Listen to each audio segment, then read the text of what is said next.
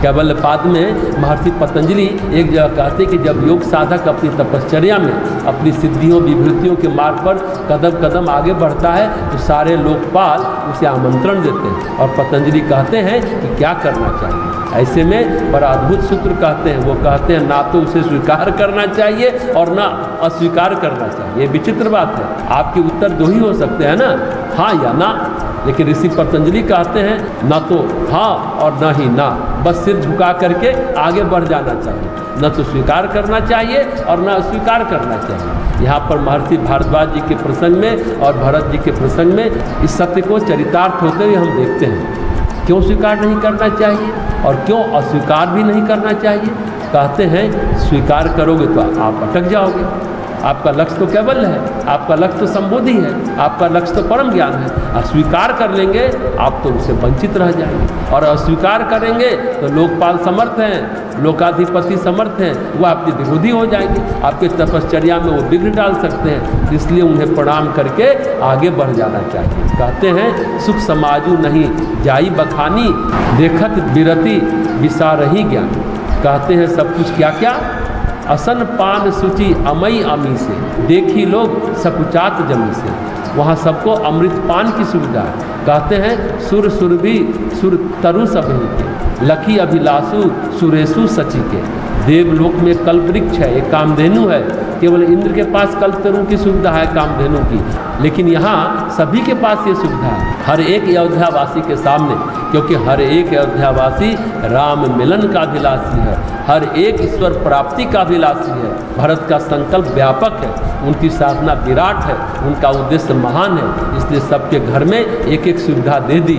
सुर सुरभि सुर तरु सभी के, सभी जगह इंद्र की तरह सुविधा है। लखी अभिलाषु सुरेश सची के, देवराज इंद्र और उनकी पत्नी शची इंद्रानी वो भी लालच में आ गए। यहाँ ऐसा स्वर्ग ये तो हमारे यहाँ भी नहीं है। ऋतु बसंत वह त्रिविध बयारी, बस कहूँ सुलभ पदारथ चारी। और त्रिविध वायु बहने लगी बसंत की, शीतल मंद सुगंधित। वायु के तीन गुण होते हैं, शीतल यानी थोड़ा ठंडा, मंद यानी धीरे धीरे, ज़्यादा तेज वायु बहेगी तो आंधी आ जाएगी, और सुगंधित यानी सुगंध लिए।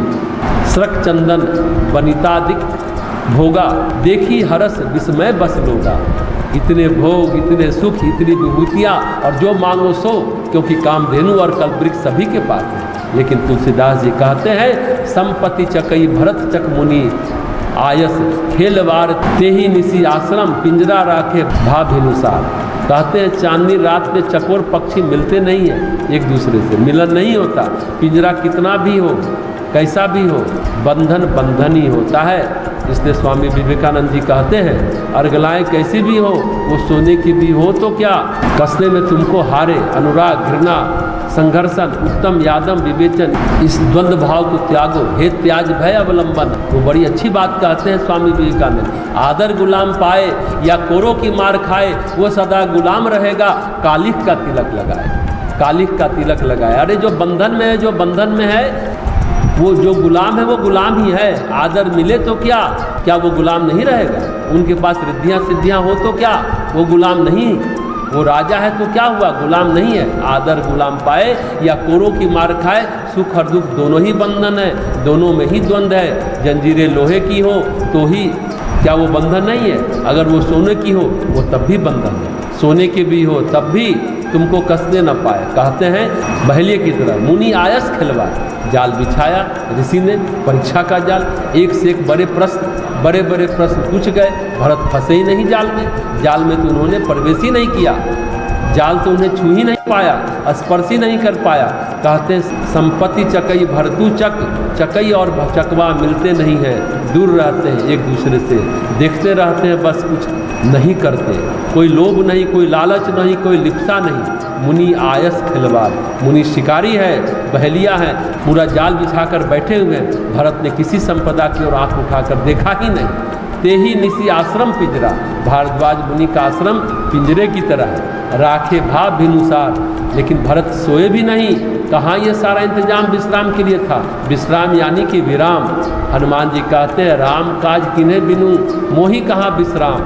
जो साधक, जो तपस्वी साधना काल में विश्राम करने लगे वो साधक और तपस्वी नहीं। जिसकी सुरति न रहे उसके पास विरति क्या रहेगी? जो ईश्वर स्मरण न कर पाए उसका वैराग भी खो जाएगा।